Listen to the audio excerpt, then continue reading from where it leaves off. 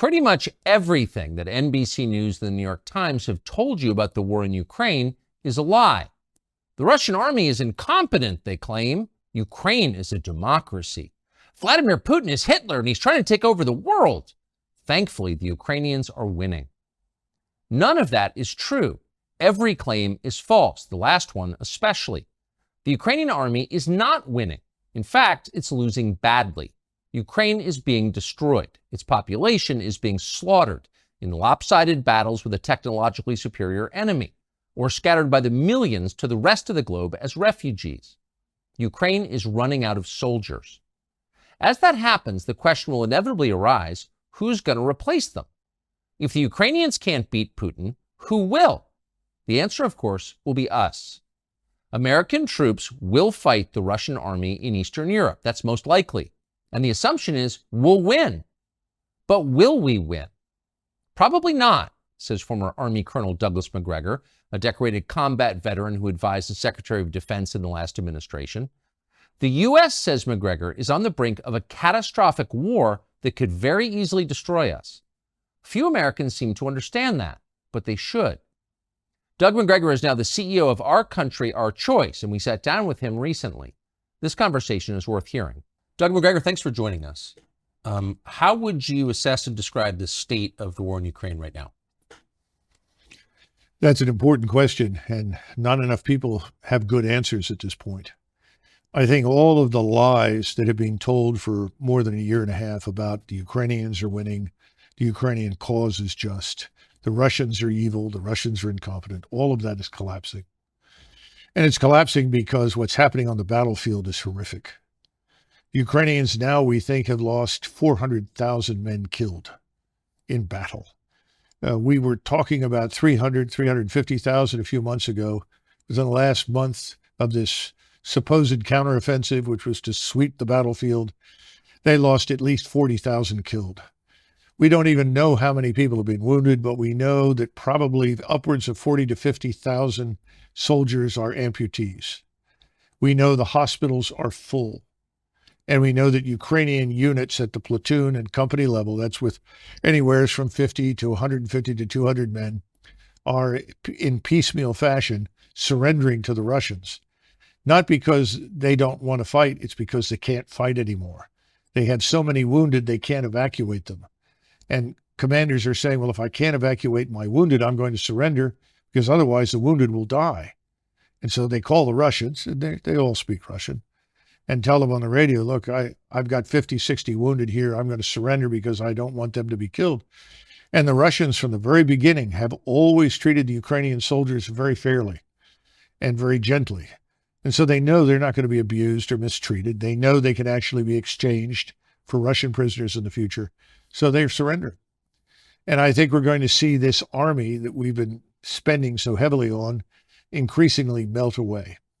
And at the same time, as we're talking, if you look at this long banana-shaped strip of territory in southern Ukraine that the Russians control, if you go to the northeastern corner of that, south of this city called Kharkiv, there are major offensive operations taking place there right now. And the Ukrainian forces are being swept away in front of the Russians. And again, all of this happens in a way that is just not reported in the West. And in the meantime, rather than admit that this is a terrible tragedy that should be ended on humanitarian grounds, if no other, that the killing should stop, as President Trump said, stop the killing, we're going to continue. And this puts the Russians in the unhappy position of marching further west, because from the very beginning, Putin and his advisors were never interested in a war with NATO or the United States. That's why you've had such incrementalism, this slow grind of movement forward, defensive operations for a long period to build up the force, and then continued offensive operations. They have over 300,000 combat troops in reserve in Russia. And I think they're sitting there and not being released to fight because President Putin anticipates the possibility that we will intervene in Western Ukraine. And if we intervene in Western Ukraine, the Russians will be ready for that. And the consequences for us and for NATO will be devastating because we are not ready to fight the Russians. Why? Oh, I think the readiness has been on the decline for a long time. You've had an almost steady, uninterrupted decline in the discipline that makes soldiers fight. Discipline is a tough thing. We don't always understand it. Discipline is really a form of habit, and you build those habits over time through repetition, but you also build it under stress, under pressure, so that it sinks in. And then you build cohesion within the framework of those units. You don't build cohesion when you're dividing the force on racial grounds, when you're pushing people who are clearly unqualified up the ranks to command, when you're rewarding people for anything other than demonstrated character, competence, and intelligence. All of those things are demoralizing, destructive to military establishments. The Army and the Marines are suffering with it. So is the Air Force and the Navy. And there's no easy fix. And these cracks that are just cracks at the moment will become giant fissures if you go to war. So you spent the bulk of your adult life as an Army officer, went to West Point, commanded troops in battle. You're a combat veteran, decorated. But you entered the Army right at the tail end of Vietnam. That's right. When it was famously at its nadir. Yes. How would you compare the readiness of the current U.S. Armed Forces to, say, 1975 at the end of Vietnam? I think that in terms of morale and discipline, we are close to where we were in the late 70s. We have a lot of people that are confused about what needs to be done. We've lost a sense of what's right. In other words, you don't have people that have served long enough in formations to know what right looks like, so that you can see a battle group, whether it's a battalion size or brigade or larger, and you know what makes things work. You know what it takes to fight in battle. We don't have very many people like that because since 2001, most of the fighting has been on a very small scale against a fleeting enemy. Running around in sandals with an AK-47, relying heavily on explosives, mines to kill and maim Americans. About 87% of our losses were really a result of explosives that came from mines. This is not an army that is accustomed to fighting anybody who can fight back. If I were going to compare it to an army, a better comparison would probably be the French army before the Franco-Prussian War, because the French had fought Mexican bandits, Mexican rebels. They'd fought Arab bandits, Arab insurgents. They'd had a little experience fighting disgruntled, demoralized European troops, Austrians in northern Italy, but they hadn't faced a truly modern enemy. But people were convinced that the French army was the greatest army in the world because they'd fought in North Africa, in Indochina, Mexico, all over the world. That war was a catastrophe for France, and that army was decimated in months by a Prussian army that was a modern force, highly disciplined, very competently led, trained, and equipped. So we're not there. We have equipment that is decades old. The tanks that I served on, for instance, when I went to war in 1990, were virtually brand new, state-of-the-art. Those tanks are still out there. They've been rebuilt, but they're not new anymore. They're no longer as capable as they once were. I'll give you a quick example.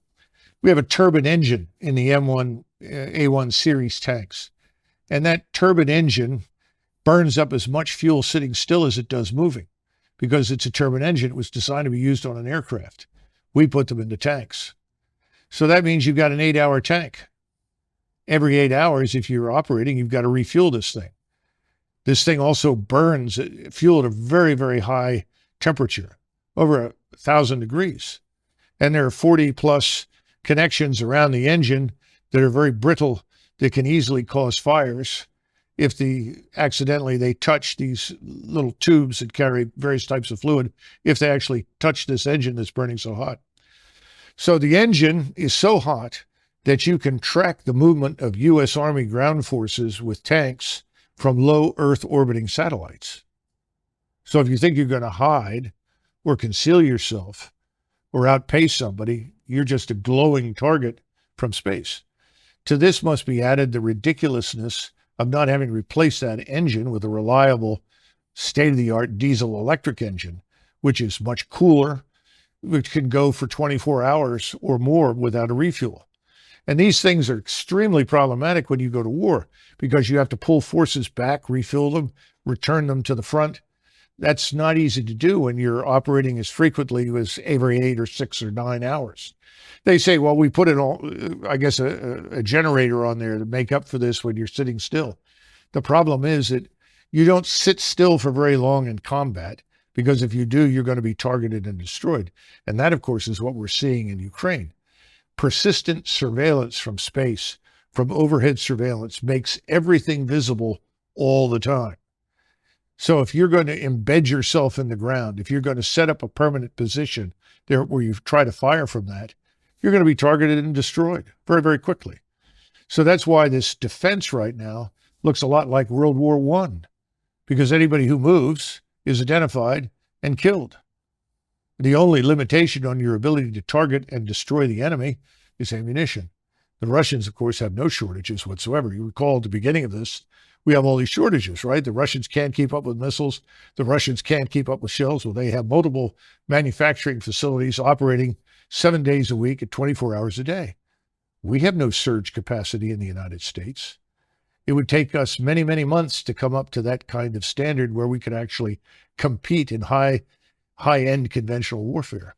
And that's why people like me and others worry that if we get into a confrontation, that we cannot win, because the world has changed, warfare has changed, integrated air defenses will knock virtually everything that flies out of the sky, that we will then fall back on a nuclear deterrent, a tactical nuclear weapon that says, if you keep advancing, we'll have to use a nuclear weapon. We don't want to go there, because the notion that there are so-called tactical nukes, you've heard that expression? Yes. Oh, that's just a little nuke, so that won't precipitate a major war. The use of any nuclear weapon is going to precipitate escalation very rapidly, because your opponents will assume that if they don't use their nuclear weapons, they're going to lose them. So we're living in a terrible dilemma right now. The smartest thing that we can do is end this war. What is Russia's objective, do you believe? Assuming the objectives change over the course of a war. Of course. Right? Well, the original objective, obviously, was very different. I mean, if they'd made peace with the Russians back in, let's say, March or April, I think the Russians would have retained very little territory, probably only Luhansk and Donetsk, the two so-called breakaway provinces. And I think there would have been guarantees of neutrality for Ukraine and guarantees of equal rights before the law for Russians. And that's what people don't understand. Most of this has to do with abuse meted out to Russians in Ukraine by the Ukrainian government. And this, of course, is this radical nationalist government that came to power in Kiev in 2014.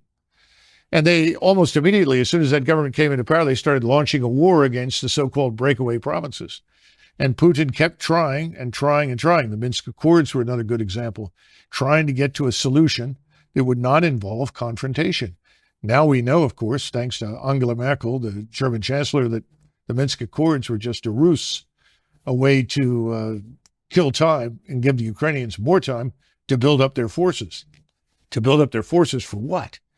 And it's pretty clear they were building up for an offensive against Russia.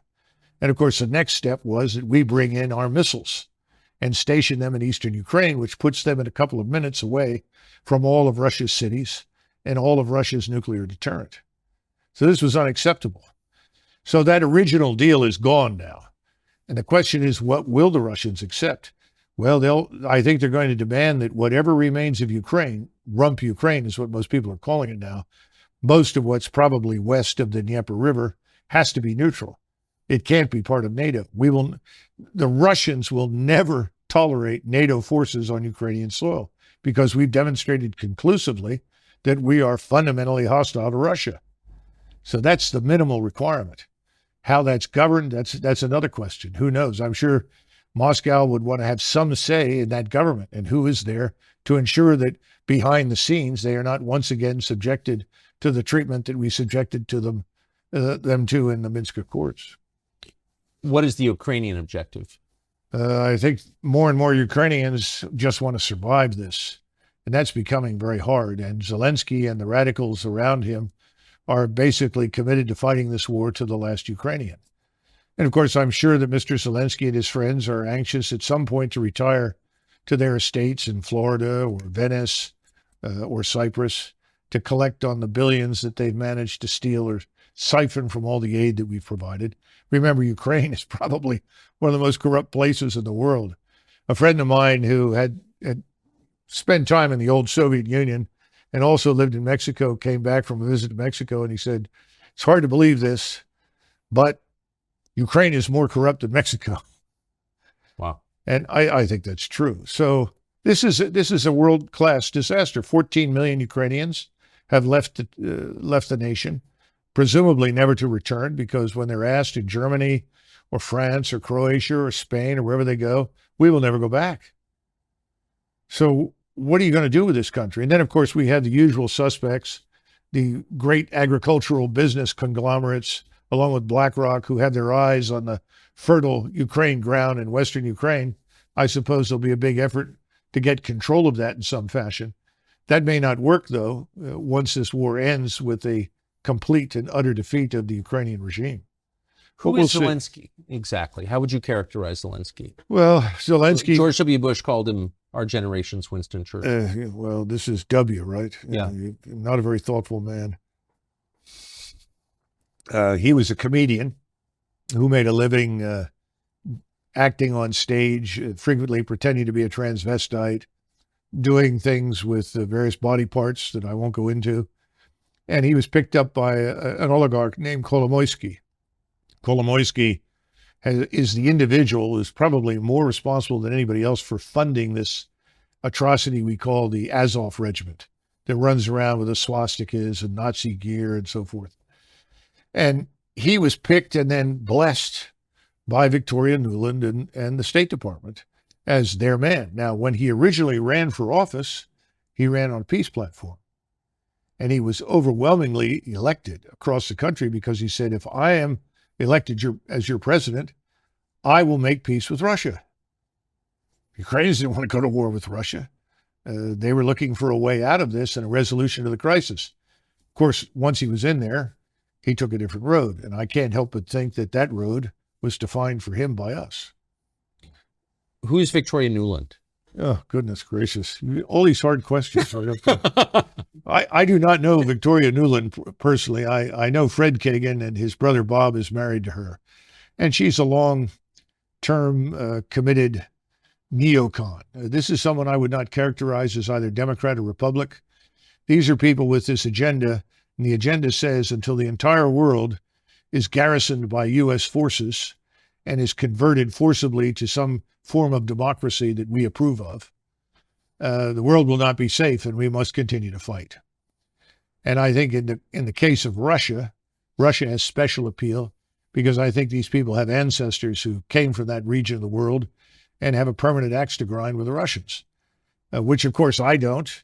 I don't think most Americans do, and nor do I think anybody in government should shape policy based on whatever unhappiness their ancestors, experienced in a place like Russia. So that's a nutshell, but I think that's enough. And wherever she goes, usually there is conflict, crisis, and fighting. And she's a strong opponent of fighting to the last Ukrainian. Does she, do you think, have relevant experience that would qualify her to be in charge of this war? Well, obviously she does. But, it's sort of like asking somebody who has never snaked a drain or replaced a garbage disposal to be a plumber. And I think we have a lot of those in Washington. She's not the only one. So, no, I don't think she understands the gravity of the situation. These are the same people. Tony Blinken is in this with, what's his name? Sullivan I keep mixing up Sullivan with the previous O'Brien, who was in the White House. Not much difference.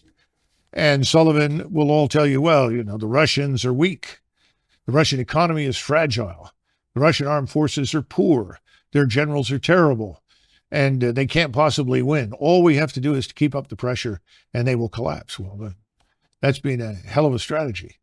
And it's killed large numbers of people and created millions of refugees and destroyed the country. But it hasn't hurt Russia. And Russia today is stronger than it has been in 30 or 40 years. You have a Russian military establishment that is now more potent and more capable than the Russian military was in the mid-1980s. Why? Wars typically, don't they degrade a military force? Well, the Russians have been very, very careful and deliberate, very cautious about the expenditure of life. What do you think the casualty numbers are in Russia? You know, that's a hard one to estimate. I think probably 50,000, 40 to 50,000 killed, maybe another 40 to 50,000 wounded. Wait, total? Yes. As compared to the Ukrainian? 400,000 dead. Yeah. So this is... The ratio is 1 to 5. You believe those numbers are roughly accurate? Yes. Yeah, absolutely. And these so are 50,000 to 400,000, that's a larger country, or with a much smaller country with a much smaller military. I mean, that's a grotesque. Oh, it is. And the manpower is leaving Ukraine as quickly as it could get out because people don't want to be thrown into the meat grinder. You can't defeat what the Russians have built. They were the first back in the 1970s to understand the criticality of linking intelligence, surveillance, reconnaissance in space, as well as on land and at sea, with strike weapons. What's a strike weapon? Rockets, missiles, guided artillery for precision. They've done that extremely well. So that's one of the reasons they have thousands of guns, hundreds of rocket launchers, hundreds of ballistic missile launchers, cruise missiles, and so forth. And these are then linked to that ISR. So the response time is almost instantaneous. A Ukrainian formation is located at this spot next to this building on the outskirts of, say, Kharkov. They can have missiles on the way to those targets, or rockets or drones, within the space of perhaps 5, 6, 7 minutes. So this is a very well-structured, well-organized machine. And the machine is grinding up everything in front of it. And it's not going to be defeated. What about the space-age military technology that we've been sending to Ukraine? That hasn't brought parity? Well, first of all, a lot of the equipment we send over there is, quite frankly, obsolete. It's very old. It's not new. We've given them a few new items, but not much. And remember what I said about missiles. We sent them some Patriot missiles. And I think at this point in this newest round of money, what, 750 million, something like that, we're sending 33 missiles, Patriot missiles. These are missiles that are used to shoot down aircraft or cruise missiles, incoming opposing forces. Every time you're in air defense, people will tell you if there's a target out there, you shoot 2 missiles at it as a minimum to make sure you get the target. Well, you run out of our missiles in the space of a few days. 33 missiles will be gone in 2 or 3 days. You can't possibly defeat the thousands of projectiles that are being hurled in your direction. And the radars, of course, emit, and so your radars light up and become targets. This is a no-win situation because the Russians, though they were not prepared in February 2022 for this kind of war, they are now. And they're continuing to prepare, which includes continuous mobilization. They're up to 750,000 troops in and around Ukraine.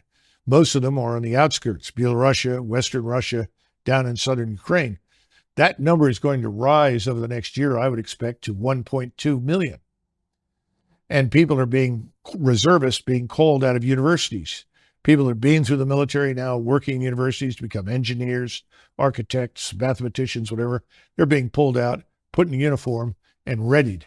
Because, again, our intransigence, our demonstrated hatred and hostility for Moscow and for Russia has convinced the Russian people, as well as the leadership in Moscow, that they are going to have to fight us and anyone who is allied with us. So they're preparing for that eventuality. That's why it's so important that we have to wake up, understand what we've done has backfired. Whatever we set out to achieve has failed. What we need to do now is stop this and come to a settlement that we may not like, but it needs to happen, and soon, before this thing is out of control. Eventually, you keep this up within the next 6, 8 months, you'll see hundreds of thousands of Russian troops on the Polish border. That is not what we set out to achieve. No, it's a terrifying disaster. At what cost do you think to the United States? The latest estimates since 2001 spending, including the spending in Ukraine, all the military spending designed to support these interventions, conflicts, wars, whatever you want to call them, about $14 trillion. Now, that 14 trillion is largely debt financed. So then you have to move from the 14 trillion to where we stand now in national sovereign debt, which of course I know the economic luminaries think is meaningless. But you have 130 million workers, and you look at those figures and suddenly you realize that every adult male or woman in the United States who works for a living has a debt hanging over them of roughly $240,000 in order to deal with what the 14 trillion have added to the national sovereign debt. And this is part of the issue, that people are walking away from this war for good reasons. Look, the average American earns about $31,000 a year. That's it. The average American pays about $16,600 a year. Now, the people in Congress, this doesn't affect them, or in the Hill or inside the Beltway. We're talking about the real Americans who live out there, who are scratching out a living. Keep in mind that a person who works all his life and then tries to draw on Social Security can expect a monthly payment of probably $1,400, if they're lucky, $1,400.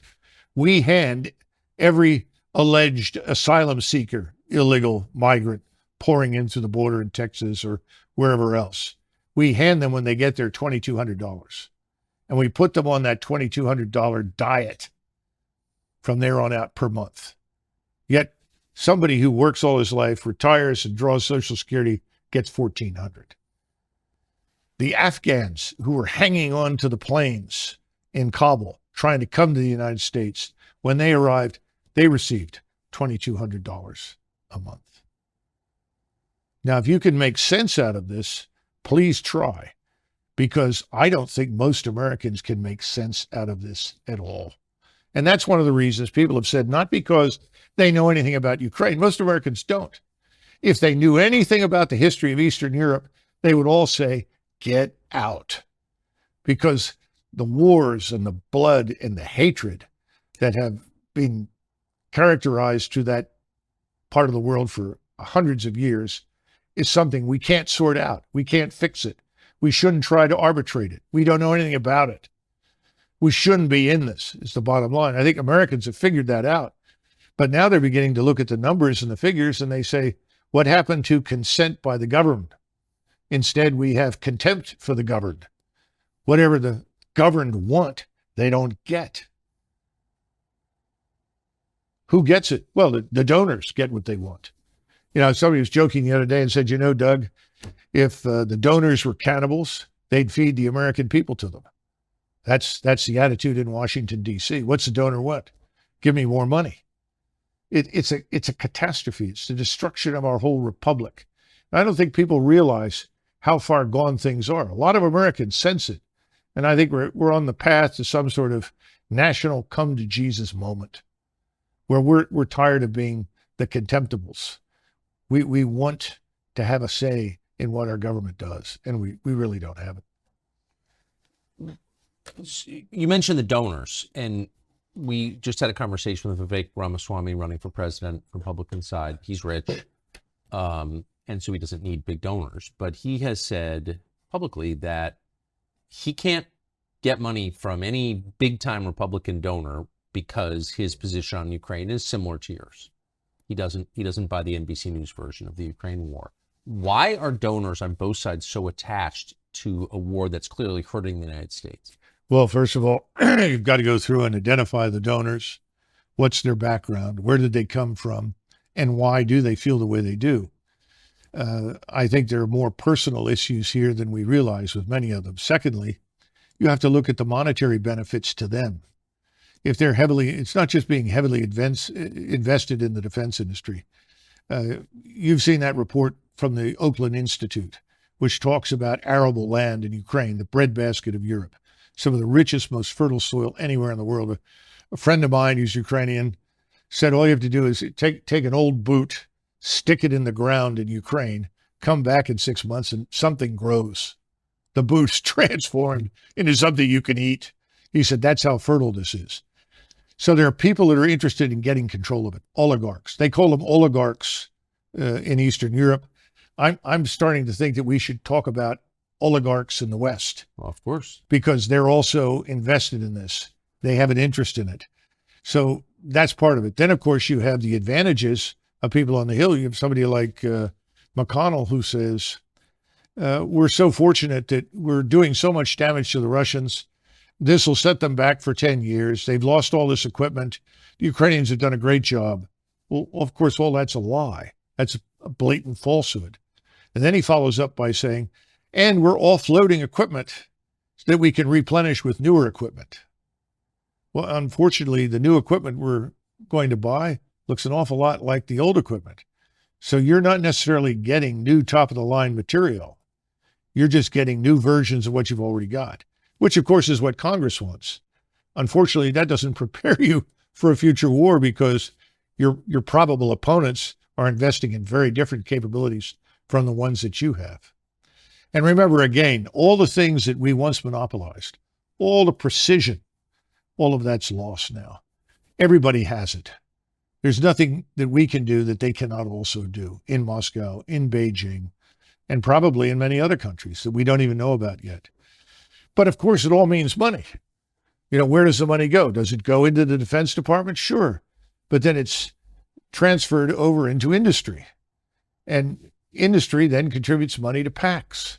And the PAC money goes where? Back to the Hill. So it's a wonderful sort of recycling machine where the wash is washed again and again. Now, what happens in Ukraine? Well, the equipment shows up. Some of the equipment reaches the troops. A lot of it is sold off, ends up in arms bazaars like Kosovo, or we see it now being used by the drug cartels. We saw somebody working for one of the major cartels that is also involved in human trafficking walking around with a Javelin missile. The whole kit. Well, where did that come from? Well, it came from Europe. Probably may have gone from Europe to Afghanistan, Europe to North Africa, Europe to the Balkans, and then over into the United States, south of the border. You can't be the only person who spent your life as an Army officer who's reached these conclusions. Like, what are they thinking at the Pentagon? There have to be people who've come to the same positions. Tucker, we have right now, I think, 43, could be 44. It's usually 43 or 44, 4-star generals and admirals. You have to think about that.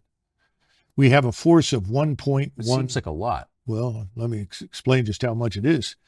We have 1.12 million people in the armed forces. In other words, you add up all the armed services, that 1.12 million. In World War II, at the height of the war, end of 42, beginning of 43, when we had 12.2 million men under arms, we had 7 4-stars. 7 4-stars. I can tell you who they were. You had George Marshall, Chief of Staff of the Army, Douglas MacArthur commanding in the Pacific, Eisenhower commanding in Great Britain and in the European theater, Hap Arnold for the Air Force. Unofficially, he was the vice chief, but he was effectively commanding the air forces. And then you had Leahy, who was in the White House. Admiral Leahy as the liaison officer. He was effectively the unofficial chairman of the Joint Chiefs for FDR. Then you had Nimitz and King. King was the CNO, and Nimitz commanded in the Pacific. Now, somehow or another, with only 7 4-stars, we managed to survive the greatest, most destructive war in history, and fortunately end up on the quote-unquote winning side. Now we are blessed with 43 to 44 4-stars organized into multiple commands designed to blanket the globe with American military power and interest. I think it borders on lunacy, especially since we don't live in the world of 1920, 1945. This is the 21st century. Today, if you have forces forward, they're easy to identify, easy to target, easy to destroy. So what's the point of having a lot of forces forward? Well, we can always reinforce them. No, you can't. How do you get across these vast oceans, the Atlantic and the Pacific, when your opponents have submarine fleets? How many ships do they have to sink, supply ships, transports, before everybody says, that's it, we're not going? Same thing true for aircraft. Well, we have better aircraft. We may have better aircraft, but we don't have very good air defenses. We've neglected air and missile defenses for years. In the Army, they always treated theater air and missile defense as sort of the redheaded stepchild, because we haven't fought anybody that compelled us to defend ourselves from missile and air attack. Well, those days are over. In other words, if you press this war with Russia in Central East Europe, it will reach us here in the United States. People aren't thinking about that. How many Americans do you think are assisting or fighting on the side of Ukraine right now? Well, I don't know, but I imagine it must be hundreds, because the President of the United States, as you know, has authorized combat pay for Americans in uniform in Ukraine. Now, didn't specifically say uniform, just said Americans serving in Ukraine. So I imagine large numbers are in other uniforms, not necessarily American. Some may be assisting contractors or working with them, but a substantial number. And again, thus far, the Russians have been very careful about not necessarily targeting them. And it would be a mistake to assume that the Russians don't know where they are. And the latest strikes that we've had over the last couple of months have been all the way out on the border with Romania, the border with Poland, the border with Moldova. Precision strikes, Kinshal missiles carrying 1,000-pound warheads. Great accuracy, very destructive. Why? The Russians are sending a message. If you think you're going to hide from us if you come in here, you're not going to do that. If you cross these borders, we will annihilate you. You'll never get to the Dnieper River. We won't permit it. And we need to come to terms with these realities, because we can't defeat it. And see, this is the sad part. Somebody will say to me, well, Doug, you don't sound very patriotic. I'm not patriotic. I put my life on the line for the country. I have no compunction about fighting or killing anybody if we need to do it. Don't get me wrong. We don't need to do this. That's the point. This is unnecessary. And if we do it, so I think a lot of Americans suspect that maybe our military force is weaker than we think it is. You're saying it's much weaker than we think it is. Think of it like an engine. You have a 500 horsepower engine in 1991, and a 500 horsepower engine goes from 500 to 400 to 300 to 200 down to 100. Now, you don't notice very much because you don't put the pedal to the metal. It's good enough to get to the grocery store. It's good enough to drive on 95 for 50 miles. But if you put your foot down the pedal, you're going to discover that this is a very weak engine. It's not performing very well. It doesn't have what it once had. In other words, we've gone down in the horsepower arena militarily. This is the warning. This is what people need to understand. People say, well, what about all the money we spent? That's a damn good question. You spend all this money, what are you getting for it? Where did the money go? Who's making the decisions? And you have separate services. Each service lives in its own world, has its own doctrine, its own bureaucracy, its own way of war. All this jointness is just, fugazi nonsense. And you got lots of generals, and every general has a reason to exist. And every general has 1,000 men in his headquarters, every 4-star. And every 4-star needs money for his projects. And this becomes a giant trough feeding frenzy for people on the Hill. And nobody ever bothers to stand up and say, why? What are we doing this for? I mean, just look what's happening in Africa. Niger decided they'd had enough of their French overlords. The French retained ownership of virtually 50% of everything of value in their colonies in Afrique du Nord. Now, that's French business. Whatever the French want to do, it's fine with me. But my point is, we're involved there because we built an airstrip in Niger, and we marched in there to defeat Islamists. The truth is, there weren't very many Islamists until we showed up. Now there are lots of Islamists. What's wrong with that picture? And now it turns out the whole population, in addition to hating the French, has decided they hate us. So we've had a coup in Niger. It's now being backed by the Algerians, as well as the neighbors. And people are saying, well, We trained them. We gave them assistance, and they're turning on us. Oh, it must be the Wagner mercenaries. There aren't any Wagner mercenaries in the place. In other words, that we may have gone in there and blown it on our own, made mistakes of our own, backed the wrong horse, whatever you want to call it, doesn't occur to anybody. Well, it must be those Russians, or maybe those pesky Chinese. We have this unfortunate habit of seeing ourselves as always wearing the white hat, always doing everything right, and we miss the truth. And the truth is, soldiers, sailors, airmen, and Marines do what they're told. They'll go wherever you ask them to go. They'll put their lives on the line. But it doesn't always make sense. And sometimes it may be for profit, not for national interest, not for the interests of the American people. And that's the problem. And no one's been watching this thing. They see the flag, everybody salutes, everybody listens to the music, everyone's enthralled. But the old 500 horsepower engine is gone. We're down to 100 horsepower. And the 100 horsepower engine is trying to make it all over the world. It's not going very well. And we haven't even talked about our economy, obviously. Given all of the, I mean, what you're saying is horrifying. And some of it, with respect, does seem kind of obvious. Almost nobody in the Congress is saying what you are saying. Chris Christie never served in the Congress, but he was a governor. He's been on the national stage for quite a long time. He's running for president now. He recently went to Ukraine to meet with the world's highest paid actor who runs it. I think we have a clip. I believe that the overwhelming majority of the American people understand that we need to be with Ukraine on this fight. Do you maintain the current commitment? Do you expand it, or do you contract it? I increase it. My position on Ukraine, which is that we haven't done enough.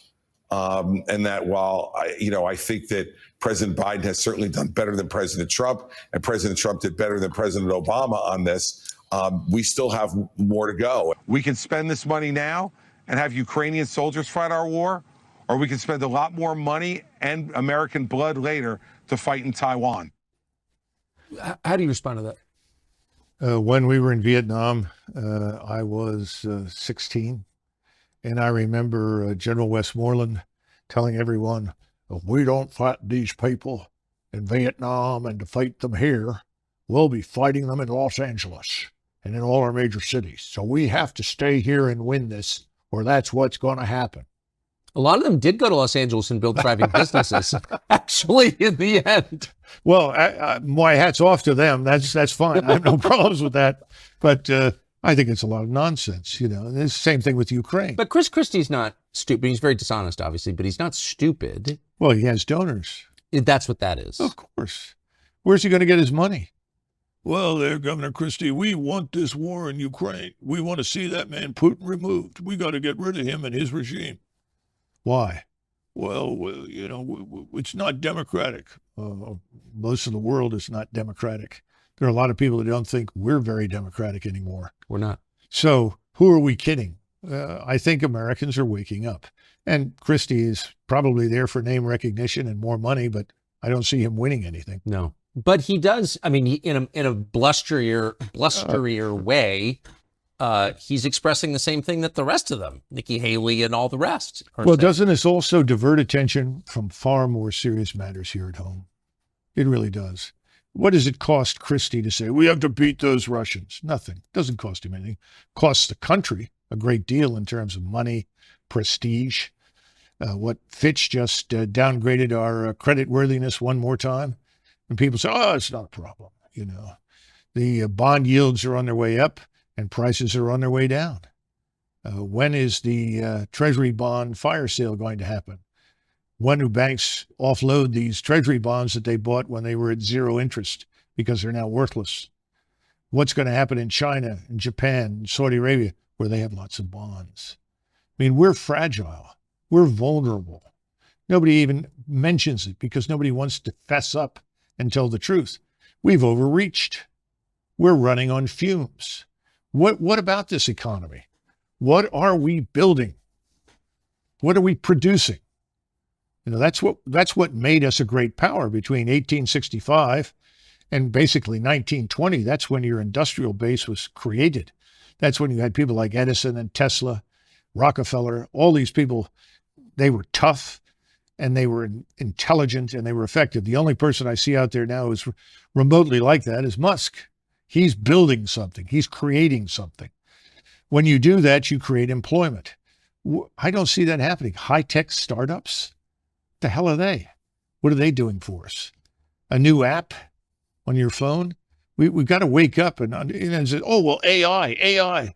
AI is better algorithms. Better algorithms do not replace human beings, and they don't necessarily create opportunity for people to work.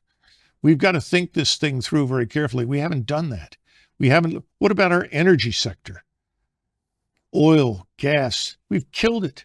We have what, half the refineries we once had? California had something in the neighborhood of 43 or 44 refineries. They're down to 23. You know, how long before suddenly we're in another energy crisis and we need to rapidly refine fuel? Can we do it? Well, the answer is it's going to be tough. It applies, the same thing applies to Raytheon. We want 200 missiles and we want them now. Well, we have no surge capacity. There's no excess capacity built into anything. What are we going to do with this scientific industrial base? What about our agricultural sector? What are we doing for that? High-end manufacturing is dead. We need to repatriate lots of industries. That's what President Trump talked about. We absolutely need to do that. People say, well, we want free trade. Well, I'm 100% for free trade as long as it doesn't kill us. But if it kills us, then I'm for protection. You know, I think we need to understand how we got where we are today. I don't see anybody talking about that. And I think Americans are beginning to turn these people off. You know, Democrats, Republicans, it's the uniparty. Who are we kidding? What are they doing for us? The swamp gets bigger and richer. The rest of the country gets poorer. I don't see any good outcome right now from any of these candidates. Perhaps I'm too harsh, but that's the way I feel. Last question, and it's more a piece of tape that I want to get you to respond to, but I think it's come to a lot of people's attention. This is just so perfect that one of the spokesmen for the Ukrainian military is an American guy, leftist, dressed up like a woman, who's now wearing a Ukrainian army uniform and talking about killing Putin. Watch this. If you look at Putin's mouth, you'll notice that blood drips from it. He's a vampire, carrying out genocide against both Ukrainians and Russians alike. Vlad Putin bathes in the blood of innocent children and enjoys it. And this is why the dictator of the Russian Federation must be deposed, and why peace talks have to be focused on President Zelensky's 10-point peace formula and the full liberation of Ukraine. There's something so perfect about that, the convergence of every ugly anti-human trend in modern. Is that a transgender person? That's a guy with fake breasts. Yes. Yeah, that's interesting. Well, I think everything else is fake too. We estimate that at least 60,000 children from Ukraine have disappeared, vanished since this war began. Where are they? What about all of the women that have been sold into prostitution that once lived in Ukraine? This war is a catastrophe. The people bathing in blood are in Kiev and Washington, not in Moscow. And this sort of thing is going to play well until it can't. And that's the sad part. We're going to see this whole thing collapse and implode. It's coming. And with it, NATO? I would think so, because the Europeans right now, Germany is well into a recession. It has systematically deindustrialized itself by casting its lot with the anti-Russian crowd. And remember that in Europe, it was not very difficult to supply stereotypes left over from the Second World War of the Soviet armed forces. The Soviet army was, an exercise in barbarism and savagery, mass rape, you name it. It was terrible. That's not Russia today. Russia today is a very different society, very different state. And that's been Putin's effort from day one. He's been interested in restoring Russia as an Orthodox Christian state with a true national identity and a strong national culture. That's probably another reason why so many people want to destroy Russia, because it's the last European state that has not been flooded with foreigners and turned into some sort of polyglot experiment, which is failing badly, by the way, because at some point, all of these unwanted people in Europe, and for that matter, here as well, I suspect, when things fall apart economically, it's going to get very hard on them. Because people are going to look around and they go through this, well, wait a minute, I'm an American. Who are you? What are you doing here? Why are you living that way? Why are you being subsidized? I'm a German. You know, you don't belong here. You need to go home. I'm getting $1,400 a month in retirement that I paid into my entire life, and you just show up from Congo and you're getting $2,200. Well, here's another one. The president announced yesterday on one of these tweets, somebody tweets for him, obviously, that the people that have lost everything in Hawaii, thousands of them lost everything, are going to receive a one-time payment of $700. Now, I haven't been to Hawaii in a long time. I'm not even sure I've ever been there, but I know that $700 isn't going to take care of a family for very long. No. But in the meantime, hundreds of millions, billions of dollars continue to flow into this black hole called Ukraine, which I think is an exercise in fraud, deceit, and criminality, to be blunt. So when's it going to stop? When are we going to take care of Hawaii? Let's go back to Ohio, where we had the derailment and the chemical spill. 4,000 human beings living in this area. The water is still not fit to drink, as I understand it. We wouldn't even invest the money to move those people to a safer area, even if it meant temporary housing or permanent housing, until this thing was cleaned up. What have we done? This is the problem. It is America last on every level. The last people who are consulted, the last people who are benefiting from anything that goes on in Washington are Americans. This cannot go on. It's got to end. And I think it will end. But unfortunately, it's like everything else. We're going to have to be pushed over the cliff into the abyss. I think that's where we're headed. Well, on that cheerful note, Retired Colonel Douglas Macgregor, thank you.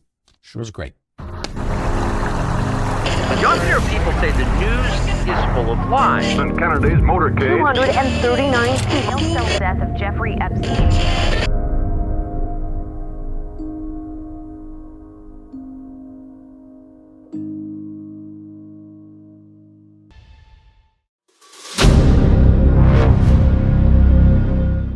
I'm looking for partners, collaborators, colleagues who want to join forces with me around the globe and create real value, generational wealth, and financial freedom for everyone else around the world. Get involved in the cryptocurrency markets, get involved in the NFT markets. This is your moment. Life all comes down to a few moments. Don't let this pass. Now it's not too late. Next year is going to be too late. Ultimately, this is about freedom. That's the way I see it. This is about giving power back to the people and enabling billions of people worldwide to use the financial markets to improve their lives and those of their friends and their families and their communities. Honestly, I think it's a violation of human rights not to allow people basic access to financial services. Because right now people are being kept in the dark, they're being robbed of education, and it's a travesty. And so I'm looking for people that want to join me and be a part of this solution. And that all happens inside the DeFi Academy. The gains my students are making are absolutely amazing. Double, triple-digit gains in the first month alone. That's amazing. This will change your life. Now is the time to get involved. I'm going to tell you exactly how my students in my academy made money in the last 30 days. I'm talking about real trading results. And let me just whet your appetite a little bit. Let me hit you with some numbers. I'm talking Brendan from New Zealand is up 68.77% on the month. Steve from Europe up 83%. Albert in Singapore up 169.9% on one single trade. I got Susan up 153% on her call options alone. Also rocking 139% returns and 442% returns as well on individual trades. These are people that are changing their financial future in the last 30 days, but it's based on trading discipline. I've graduated over 500 students from inside my academy from over 54 countries around the world. It's amazing. When it comes to crypto, DeFi, and blockchain, we love this space. We truly believe it's the future. This is down to our core.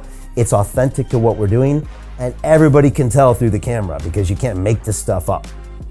If you're watching me now, wherever you are, I implore you, take 60 seconds right now and join my academy. Apply today. Now you've got a chance.